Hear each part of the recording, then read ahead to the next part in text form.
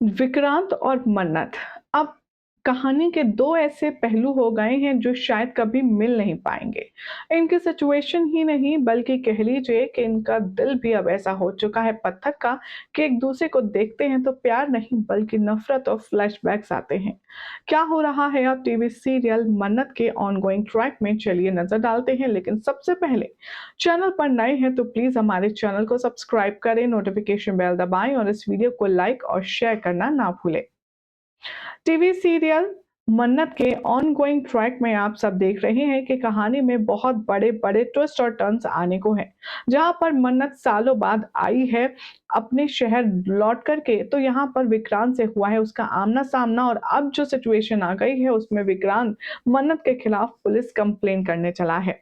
दरअसल होता कुछ यूं है कि एक इवेंट में कोशिश करती है मन्नत कि वो अपने हाथ का बनाया खाना उन सभी बच्चों को डिस्ट्रीब्यूट करे जो इस इवेंट में पार्टिसिपेट किए हैं।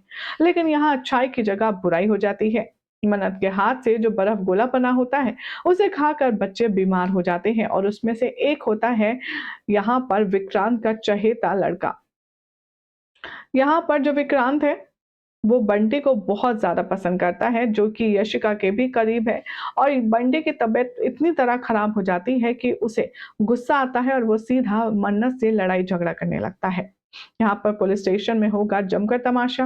पहले तो दुआ को जबरन वो बर्फ आइसक्रीम याशिका खिलवाने वाली है ताकि उसकी भी तबीयत वैसे ही खराब हो जैसे कि बाकी बच्चों की हुई है। लेकिन विक्रांत यहाँ पर इंसाफ का साथ देता है और वो याशिका को रोकता है, उसके गुंडों को रोकता है और वो दुआ को बचा लेता है। विक्रांत अब गुस्से में बुलबुलाता हुआ जाता है और पुलिस स्टेशन जाकर के मन्नत के खिलाफ कंप्लेन लिखवाता है, और वो कहता है न जाने कौन कौन से एक्ट के तहत इन्होंने बच्चों को खराब खाना खिलाया जिसकी वजह से उनकी तबीयत खराब हुई, उनकी मौत भी हो सकती थी। मुझे इस औरत के खिलाफ कंप्लेन करनी है। मन्नत अब यहाँ पर रिस्पॉन्सिबिलिटी, जिम्मेदारी का और अच्छी चीज़ों का बहुत सारा भाषण देती है, जिसके बाद अब आर्ग्यूमेंट इस कदर बढ़ जाता है कि विक्रांत को लड़ाई झगड़े में बताने वाली होती है मन्नत कि आपको तो इतने सेल्फिश इंसान है कि आपको अपने घर वालों की फ़िक्र नहीं पड़ी है, आपको तो पता भी नहीं है आपकी माँ। और तभी यहाँ पर आकर के रोक लेता है रॉनी। रॉनी कहता है कि तुम किसको रियलाइज़ करवाना चाह रही हो? वो जो अपने रिश्तों को संभाल के तक नहीं रख पाया। छोड़ो मन्नत, तुम कहाँ एनर्जी वेस्ट कर रही हो।